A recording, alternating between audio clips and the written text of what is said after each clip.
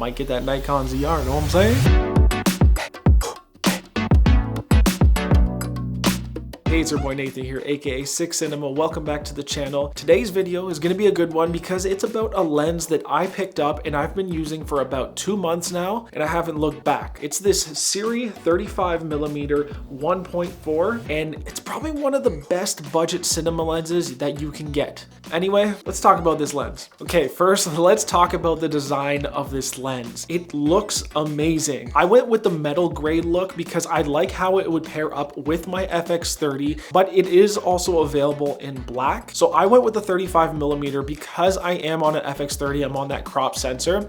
I wanted something that can act in and around a 50mm lens. I can get nice tight imagery, and I can also take a step back and get some nice wides. They do offer a 24, 35, and a 50mm lens. So if you want to buy the whole package, you could just add them all to your arsenal and you have some great budget cinema lenses. The build quality of this lens is ridiculous. It is completely metal, so you don't have that plastic feel or that rubbery feel like on some Sony lenses. Because it is metal, it will be durable. The only downside potentially is it is a bit heavier than some lenses out there, especially for a 35mm in this size. But I do like a heavy lens because I shoot handheld majority of the time. That extra weight just makes it easier to get smoother images when you're holding it handheld. So adding that weight to the front doesn't really bother me.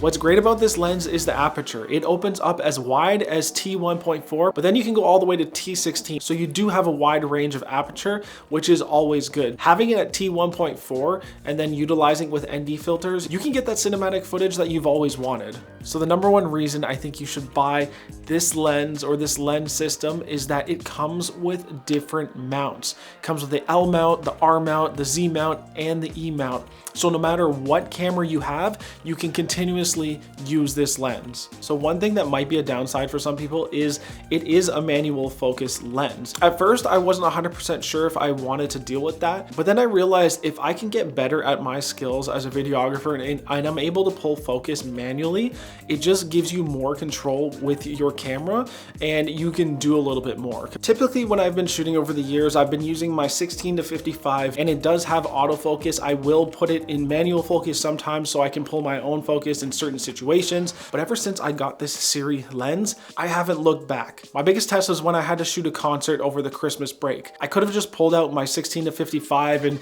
kept it very simple and used the autofocus throughout the whole concert, but I decided to challenge myself and use this Sirui lens. Throughout the show, there were a handful of moments where I wish I had autofocus because I would rack focus the wrong way, but it just gives a specific look when you're able to control that focus and anytime that you want, just racking it back and forth rather than the autofocus lens that you would typically use. The image from this lens is amazing, and pairing it with my FX30, it just looks great.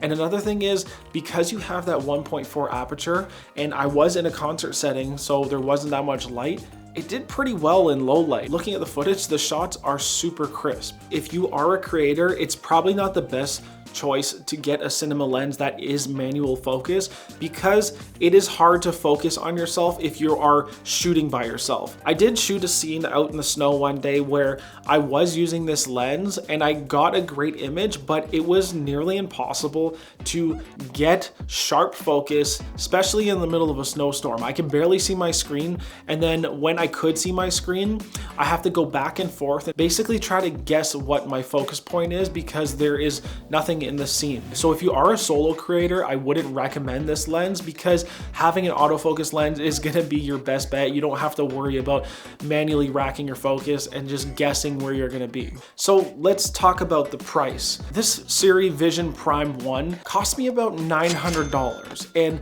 that's almost unheard of when you talk about cinema lenses. But in the day and age of cinematography and everybody having a great camera on them, a lot of budget cinema lenses are coming out. And I feel like Sirui is one of those companies that does a great job with budget cinema lenses. And if I wanted to get the 24, 35, and 50mm lenses, I think it was only gonna come up to about $2,400 Canadian. And does this lens compare to the cinema lenses that they're using for movies?